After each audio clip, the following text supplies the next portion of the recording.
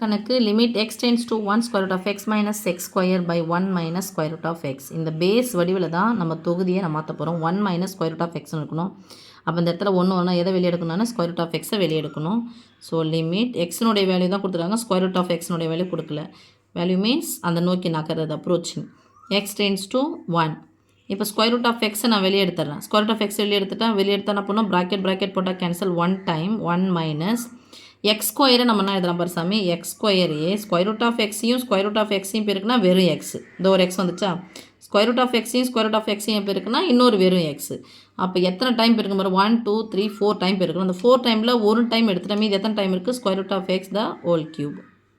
இதை நம்ம கியூப்னு போட்டுக்கிட்டா by 1 minus square root of x. ஏன் இந்த வடிவத்தை நம்ம எழுதுனா, ஃபார்முலாவுக்காக நான் எழுதுனா. ஃபார்முலா என்ன சாமி நமக்கு, limit x tends to x naught x power n minus a power n by x minus a உடைய ஃபார்முலா என்னது, n into a power n minus 1. இதான ஃபார்முலா. ஸோ இதுக்காக இந்த வடிவத்தில் நான் எழுதுகிறேன். that is equal to limit x tends to 1. இப்போ square root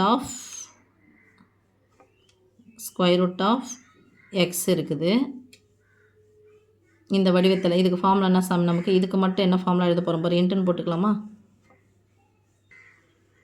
ஓகேம்மா, இந்த இன்ட்டு நான் தனியாக பிரிச்சுக்கிறேன். Into limit x tends to 1.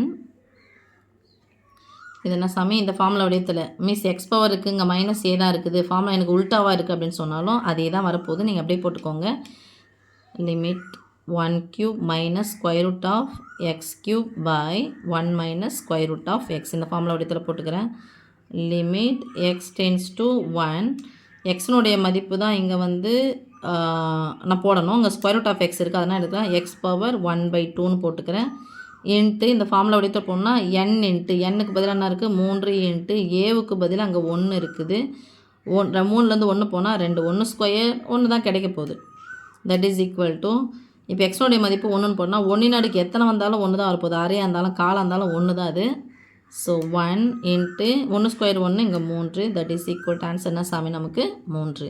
இல்லைங்க மிஸ், இது எனக்கு கொஞ்சம் இதுவாக இருக்குது, நெருடலாக இருக்குன்னிங்கன்னா a cube minus b cube formula போடுங்க. ஏ கியூப் ஃபார்முலா என்னது நமக்கு சொல்லுங்கள் பார்க்கலாம். A cube minus b cube formula நான் ஏற்கனவே சொல்லிக்கிறேன். அடுக்க விட்டுருங்க, ஒரு முறை போட்டுக்கோங்க.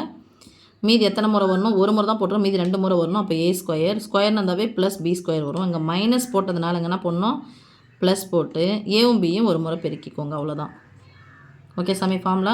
இப்போ ஏ மைனஸ் பிக்கு பதிலாக 1 minus a square root of x வரும். இந்த 1 மைனஸ் ஸ்கொயர் ரூட் ஆஃப் எக்ஸும் 1 மைனஸ் ஸ்கொயர் ரூட் ஆஃப் எக்ஸ்னால கேன்சல் ஆகிடும்.